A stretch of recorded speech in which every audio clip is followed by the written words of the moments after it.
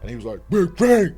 He was like, you get the news, nigga? You get the news? I'm like, what's up, Pac? He was like, you gonna be my #1 security. You my #1. You with me everywhere I go, nigga, everywhere. I gotta hurry up and blow up. You already blown up, man. Man, I was watching all your interviews sitting in the car. You be doing some interviews, man. I ain't slept with no lesbians yet. Yeah, but it's a pleasure. This is real talk, man. It's a pleasure to do this with you, man. Man, I appreciate that, man. It really is. You know, they was telling me that you really want to do. I ain't believe that shit. I was like, man, that nigga don't even know who the fuck I am. And shit. Man, nigga, on, you man. know who the fuck Come I am. on. Yeah, he don't know. Right?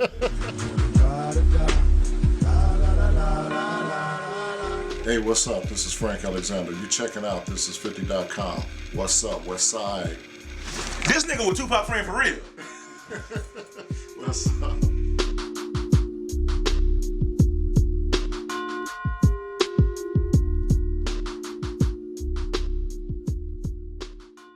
This is my scrapbook, brother, that I put together in 1997 after Pac's death.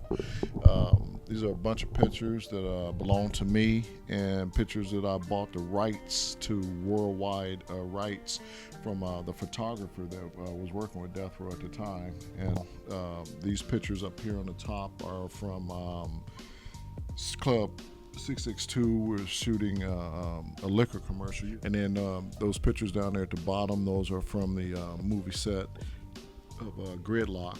And you see Pac right there with my nephew and my family. He brought them out during the time. My niece, she's in a wheelchair. Her name is Lamika. He brought her out. The Make-A-Wish Foundation was doing a thing for my family. My niece had been in a car accident when she was 14, 15 years old, and she went through the back windshield and split her head open, became a paraplegic from the car accident. And she wanted to meet Janet Jackson. And they were sending her out to California to meet Janet Jackson. Janet Jackson decided that she was going to New York, and there was a kid in New York, and she wanted my family to go to New York instead of California, because she was going to be in New York. And my sister called me up, and she was like, you know, Frank, blah, blah, blah, blah, the story I just said. And can you talk to Tupac and see what, we're going to come out to California. Can Lamika just come and meet with Pac and this and that?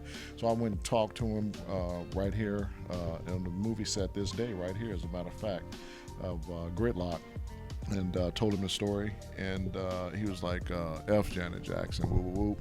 He was like, yeah, he goes, call the office, tell Molly to set everything up, send her, like whatever she need and this and that. And when she come out, yeah, they could come to the studio, they could come over to my house, they could come kick it.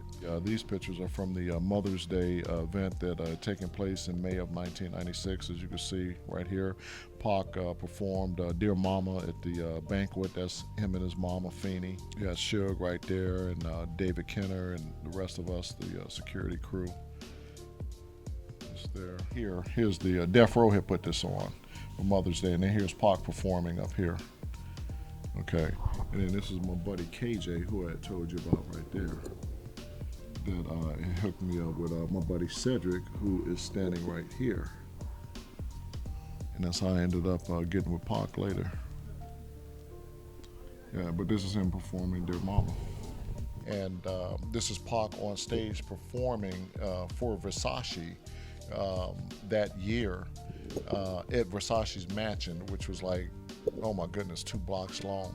Every fashion show that we went to on within that day or for that whole week that we were there, Pac would go to that designer's place, and they fitted him for the outfits that they wanted him to wear. This guy here was a singer in Milan. That's who this guy is. I don't remember his name, but he was a singer that was there, and he was talking to Pac. Kadada Jones, when she was dating him.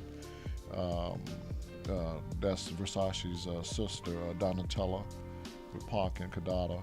And then this is Pac and I, and the guard that went over with me, Michael Moore. And as we look here, this is just us outside of the restaurant that he was having a meeting in. We had finished eating, and he was meeting. Here's the Outlaws. That picture right there of Pac and the Outlaws is from Hit 'Em Up. and made niggas. It was Do you remember that video shoot? Hit 'em up. I remember how it was wild. That's gonna leave it right there. Yeah, we're gonna leave that right there. That it was wild, you know. I actually, when I first heard "Hit 'Em Up," I was driving, myself and my ex-wife. We were driving home, and I heard the song on the radio. And just as the song was about to end, I get a phone call from Reggie Wright, and he says, "Man, did you just hear that? You hear that? You hear that song, man?" He goes, "Oh my goodness, man, did you just hear that?" And I was like, "Yeah." I was like, "Dude," I said, that was serious, because every other word literally was a bleep, bleep, bleep, bleep, bleep, bleep. You barely could hear the song because it was bleeping so much.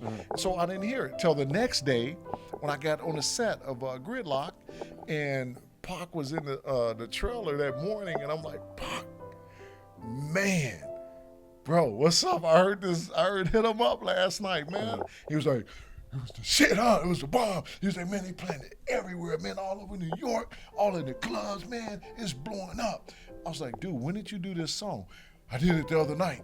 "You did it the other night and it's out right now?" He was like, "Yeah." I was like, "Man, Pac, you're gonna need more security." He was like, "Get it Suge." Pac, I'm serious. We're gonna need more security than just me. He was like, "Tell Suge, tell Suge."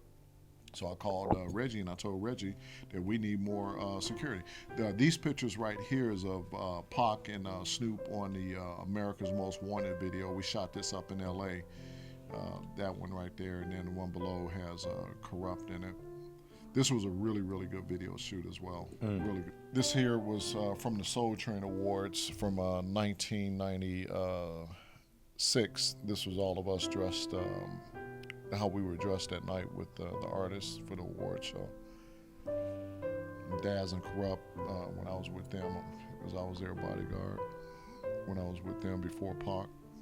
Rest in peace to my brother Nate Dogg. Semper Fi. That's Nate. Picture he signed to me. Now here's pictures with a real good story behind them. These pictures here are from the video shoot in New York, in Brooklyn, Snoop and the Dog Pound from New York, New York. And that particular day right here, after we were finished on a couple of scenes, Snoop's trailer got shot up. Someone came out of a grocery store and shot up his trailer. Snoop's dad and uncle.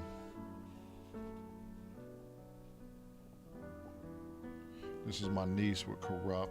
And this is during the time when I say my niece, this is my niece, Lamika, when she had the accident. And this is during the time when Pac had my family up in the studio. And they were spending time with all of the different artists. Here's the pictures of MC Hammer when he was on the set, but the Death Row with us. We had gone to Super Bowl 30 that year right there. And again, same pictures from when my family was out there. With Lamika. Yeah, with Lamika. My nephew, Junius the Dutch, is his rapper name is now. He's 20, I believe he's 26 or 27 now. Because he was in that picture, I think, like 12 years old. Yeah, he's no joke now. My nephew there. And here's Lamika with Pac right there in that photo. And you got some classic pictures right here, Frank. Yeah, man. Yeah, for sure. With the family with Pac right there. The GDs from Chicago. This is us in Times Square. There's a story behind this here. Not the picture so much, but this here night.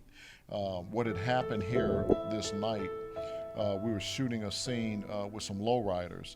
And myself and one of the other security guys, Les, we were standing by Daz and Corrupt, waiting to tell them to move down with the rest of the cars.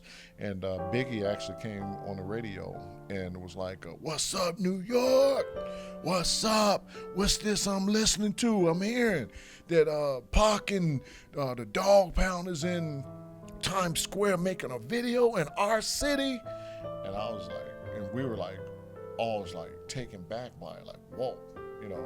And Daz and Nate and myself and the other guy, we all just looked at each other like, man, what's up with that? Pac wasn't even there. It was Snoop.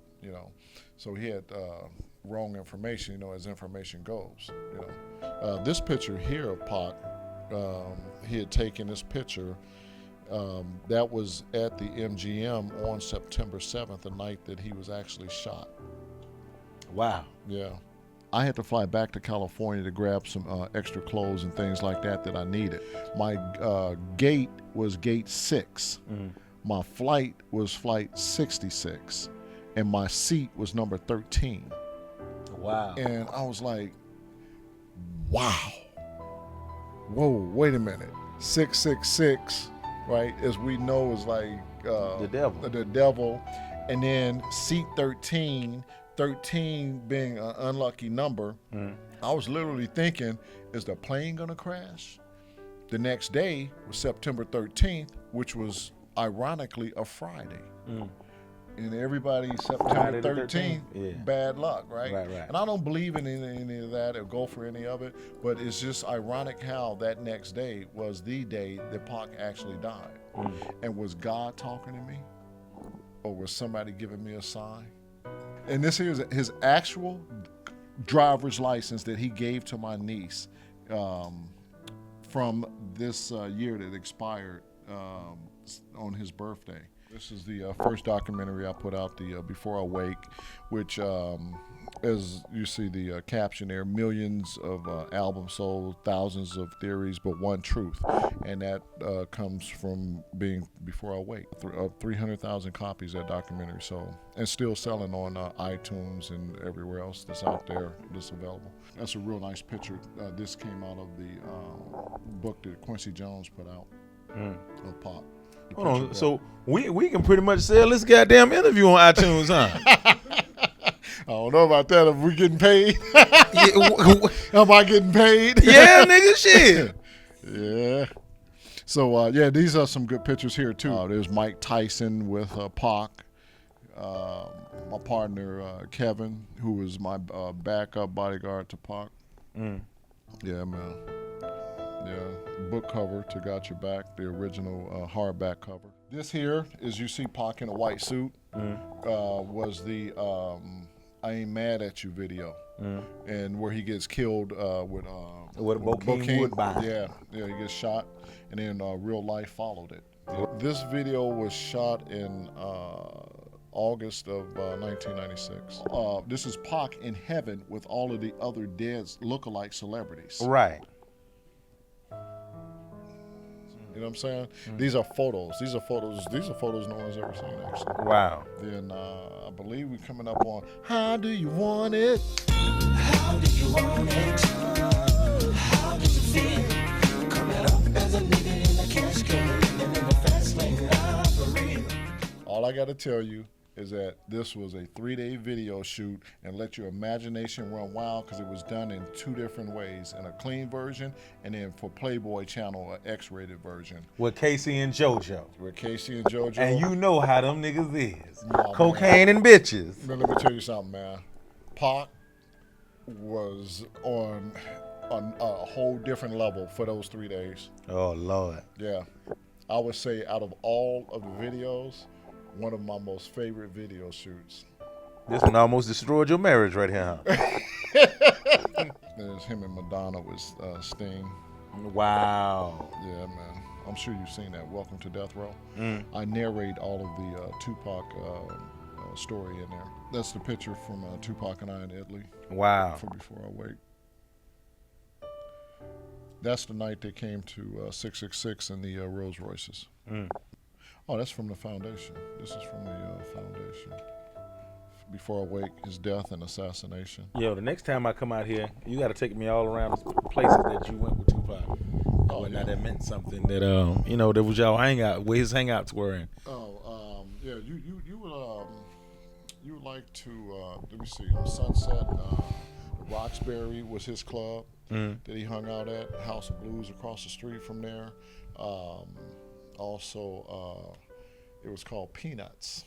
Peanuts is a Strip lesbian club. Get out of here. Man, every Tuesday. Every Tuesday. Every And the Tuesday. lesbians, they were straight that day, huh? They were straight on Tuesdays. Oh, Pac and shit. Suge would be up in there. God They would damn. go there, man. Yeah, it was off the hook. I got to hurry up and blow up.